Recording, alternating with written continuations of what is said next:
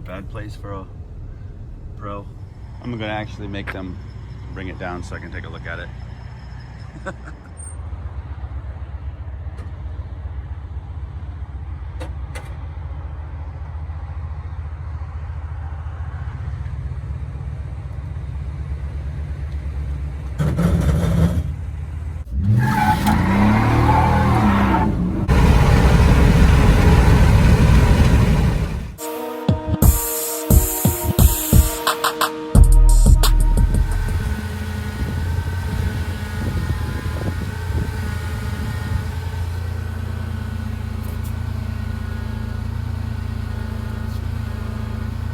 What we're doing today is we're trying to diagnose some power steering noises on Shirley here. It's a 2003 Tacoma V6. All right, we've already went ahead and flushed the fluid, the reservoir, the screen at the bottom. So that's been done. The noise is still there. The next thing we can do is maybe change the power steering pump itself. There's rebuild kits for these. So I'm not sure exactly what I'm going to do. I'm gonna go price one. If I need to turn the factory one in, since it's like a $400 part, I'm probably not gonna do that for a core charge. The rebuild kit and put that in and see if that takes care of the problem. If the groaning noises are still there, I don't see any leakage on this.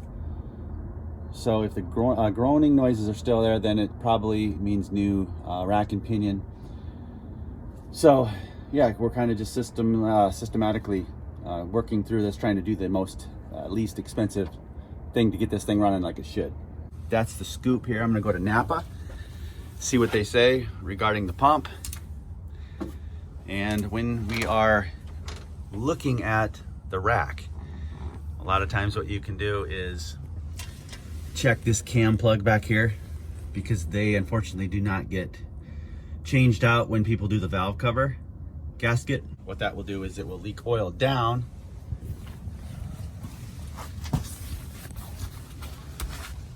right here, and it'll show up on your boot or your rack, and a lot of people think, oh well, the rack's bad, so I need to replace it, when in fact all we have is some oil leakage up there.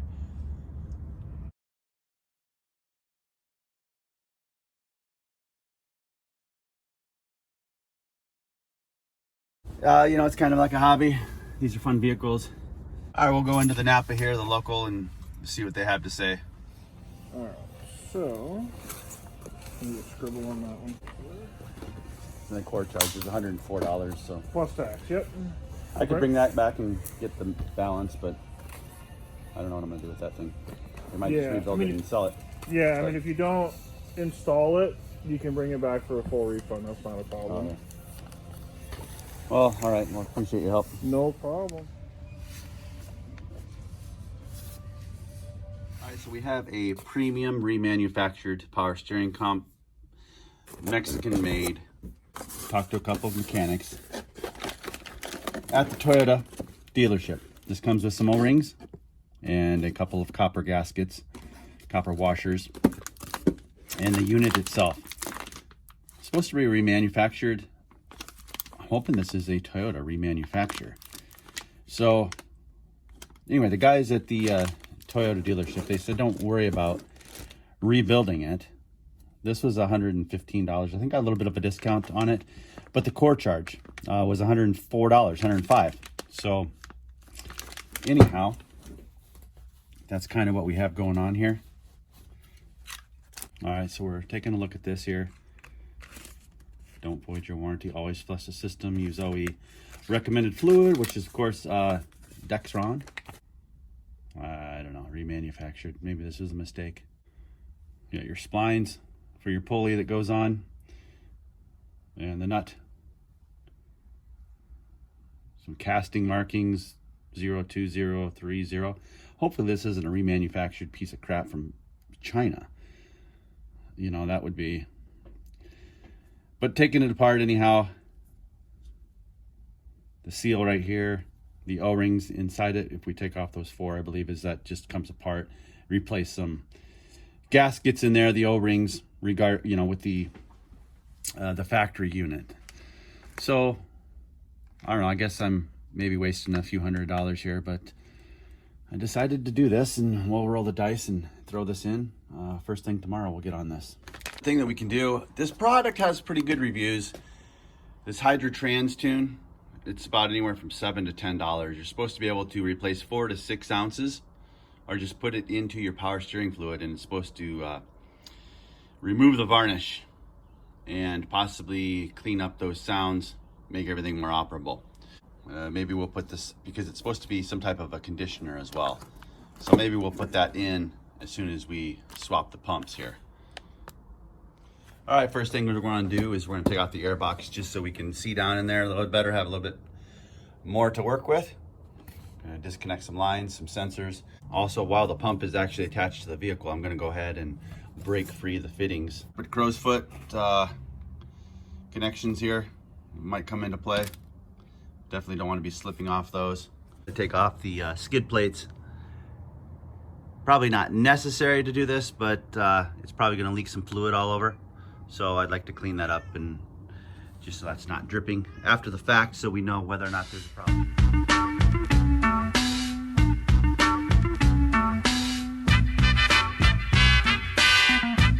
going to have a little bit more room to move around here. Probably want to put some rags down to absorb any type of spilled fluid here. All right, we gotta unhook this sensor. It's just a little tab and it pulls off to the left. And we've got an adjuster screw. We're gonna need to loosen up the pulley, get the belt off. We're gonna be reusing the reservoir right here. So I'm gonna go ahead and clean that again, even though this has been just a couple months ago. We took this off, flushed it, cleaned the reservoir. So to get this belt off, it's taking quite a bit of time. We got this tensioner right down there. It takes a lot of unscrewing that to start to get this to move a little bit here. We got the belt off here. I don't know, it feels all right now. So now we got to get these lines off. 17mm. We're going to grab something to catch the fluid that comes out of this when we detach that.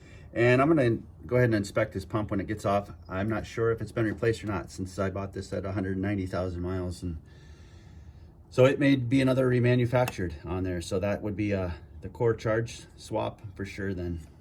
Banjo bolt. Just the bolt is all there is on that. And then we've got this little fitting actually that slides over. So I guess that makes the copper washers unnecessary because of that little washer bracket on both sides. All right, so we've got the pump out. Went ahead and put the bolt back on. The tensioner. Everything's should be just a swap over now when some of this stuff is apart. Like the, I'm gonna put some anti-seize just a little bit up in there. And also down here on the adjuster bolt. Just a good practice to be in, just because if ever it has to be taken apart again, it won't seize up. As far as I can tell, there's no real indication on whether or not this is the original power steering pump or not. This is a remanufactured one. Has 0203O. And also on this one, it has that. I don't know if that means anything. It's kind of hard to say. So anyway, we've got to take off this bracket.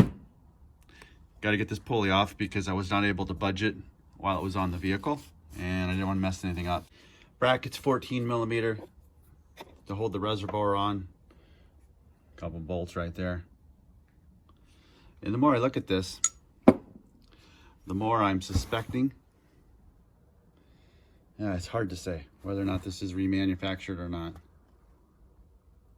When I look at those numbers that are stamped, that looks like, to me, like it may be the original with 200,000 miles on it. So I don't know. This is all just kind of a crapshoot, maybe a waste of money, but learning as I go here.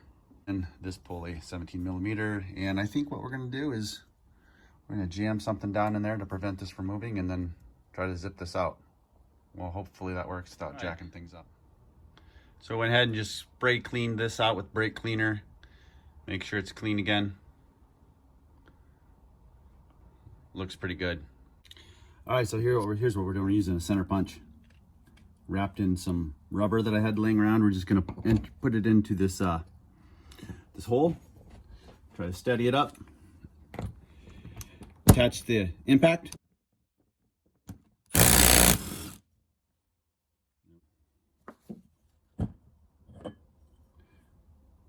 Pulleys off. No damage. Looks like there might have been a little bit of weepage from the seal in there. So perhaps that's our issue, perhaps not. We got this cleaned up.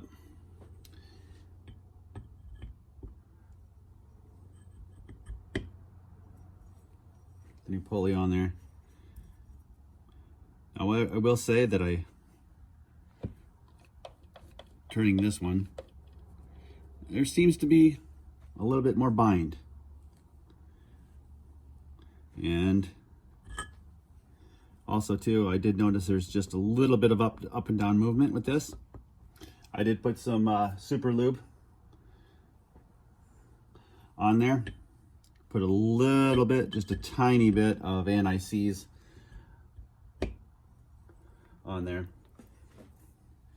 And I think I might put just a touch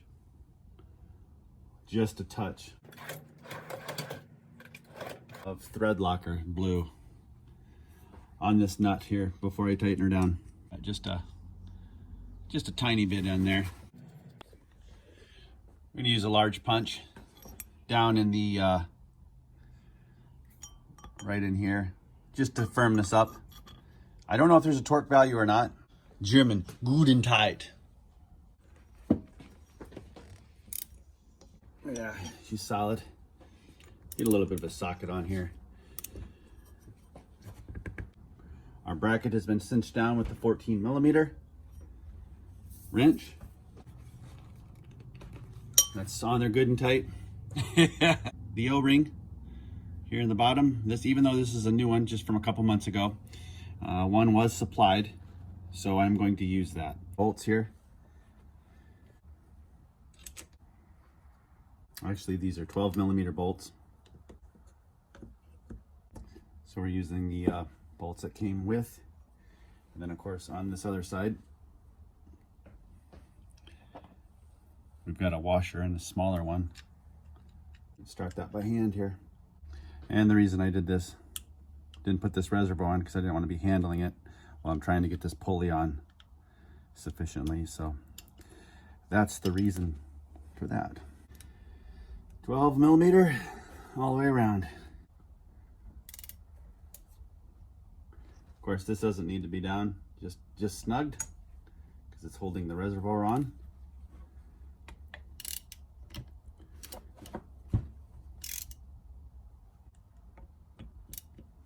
Everything is back on the way it should. Everything's good and tight. Got a clean reservoir. A pulley that's going to do its job, spinning smoothly. We've got a clean reservoir.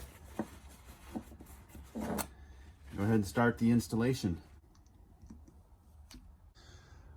All right, so to put this assembly back together, got the nut right down here. We're gonna put that one in first, and then we've got this bolt that goes all the way through, and there are threads right there. Then we've got our lines. We're gonna be careful with those.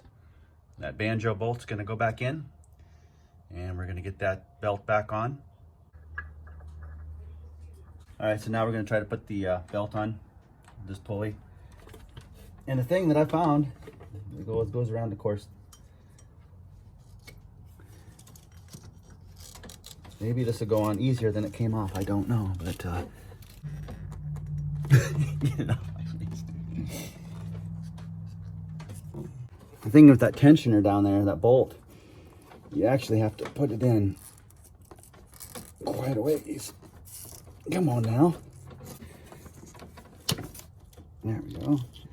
I struggled that much just to push it on there with ease. Okay. Now, Dude, I feel so accomplished. Okay, we got the belt on, all 3 pulleys. We're gonna leave the 14 millimeter nuts loose. And then we're gonna go ahead and tighten up that tensioner, which is gonna take a half an hour. It shouldn't take that long, but that tensioner is actually holding the pump on. So I will get my ratchet and I will go to town on that. All right, so here's how I've always kind of tightened the belts, is kind of by hand, because I don't have a specific tool to do that. To get them to turn like this, it should take a little bit of force.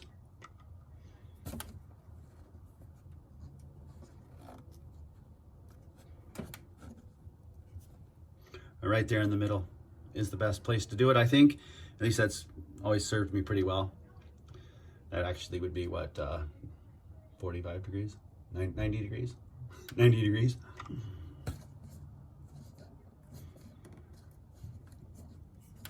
And then we can go ahead and we tighten down these bolts once we get it adjusted. There's a couple here. I'll try to point to them.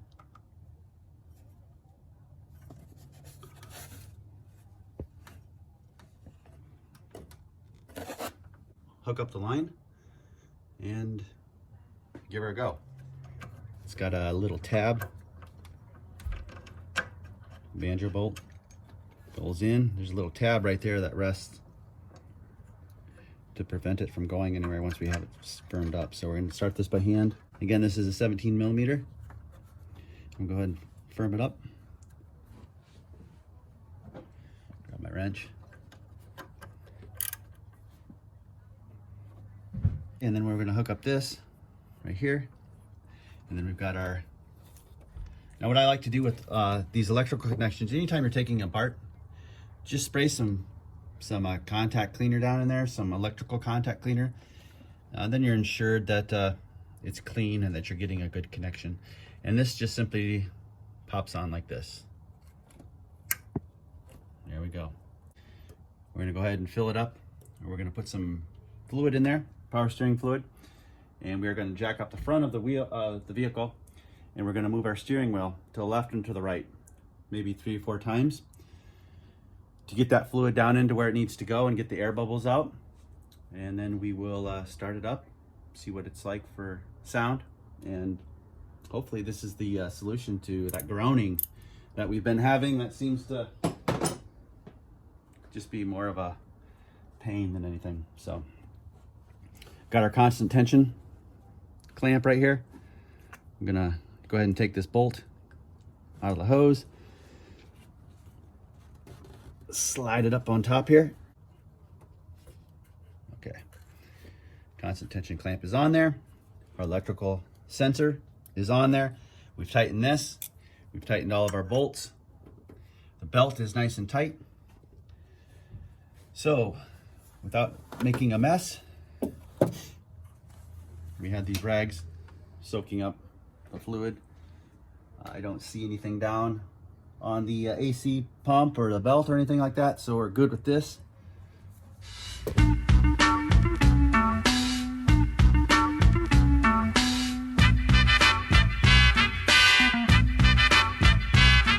Alright, so after we've turned the wheels a few times, the fluid is visibly lower, so that's why we're adding it.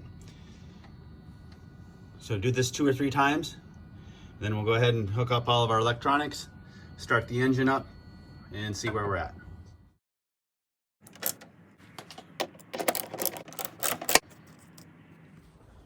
All right, we're just gonna give it a quick once over.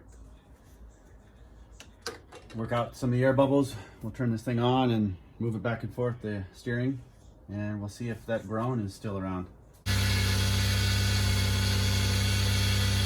Add a little bit more.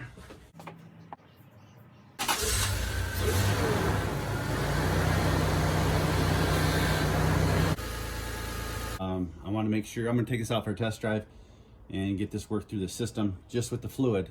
And if there's any more noise, I might just add 4 to 6 ounces with this and see if that also helps. But right now we're just going to stick with the pump change, and relatively, I think there's probably about 8 ounces of fluid that is new.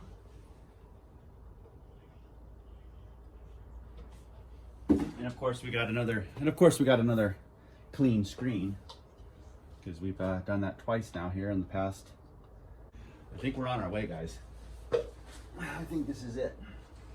All right, so I did get a check engine light on, and that's because I actually turned the key on when I went to turn the wheels to work the air out of the system. All right, so that's where it's good to have this Carista.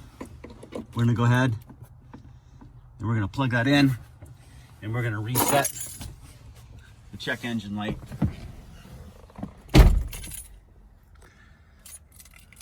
I've had that happen before. We've used the Carista to do that.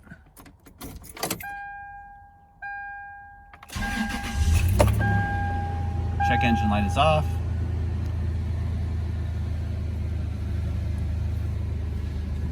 And as of right now, there's no groaning that was there before. So just normal power steering noises, not a groan that hopefully was picked up on the video there before. So right on. That's great. I'm gonna take this for a ride now and make sure everything's good to go. All right, so this is the day after. Still a little bit of noise in that power steering. So this may turn into a part 3 where we're actually going to replace the rack and probably the outer tie rods, and while we're in there I might as well do the lower ball joints. So I think around 2006, so that'd probably be like 100,000 miles ago. So anyway, I guess the next step, since we've got everything, the skid plates taken off, I'm gonna go take it for a drive and change the oil on it. And then the thing that we might do during the interim is add some of that trans tune to the fluid, to the power steering system itself. Try to see if that can clean it, and also probably lubricate its inner workings, so maybe that'll get rid of some of the noise too. So all this stuff is unnecessary. Could just probably left it as it is, but hey, why not? You learn, and it's kind of fun, and it's better than a new auto payment. So that's where we're at. The more I'm suspecting,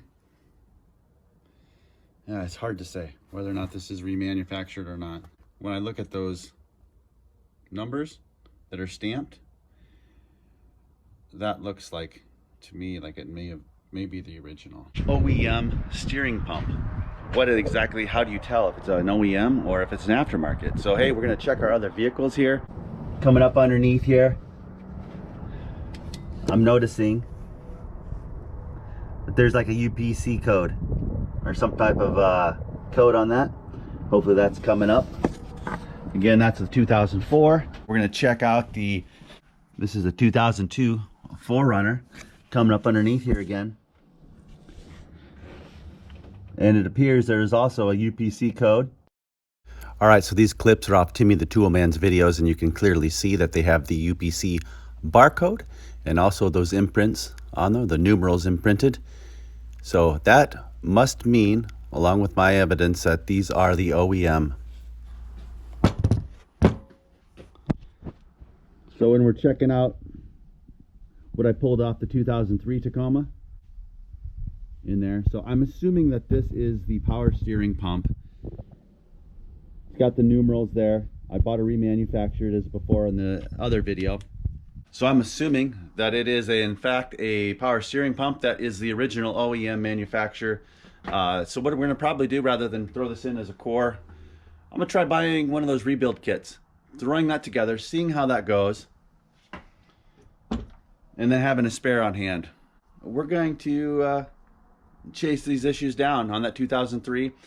A little bit of power steering, moaning, groaning, things like that. Yeah, just trying to bring it back to life and make sure it's as good as new. So I'm afraid I'm going to have to buy a new rack and pinion though, and we're going to go OEM with that. Looking for a deal, getting the inner tie rod ends come with the standard unit. So that is coming up, I am afraid. That's what's going to have to be done.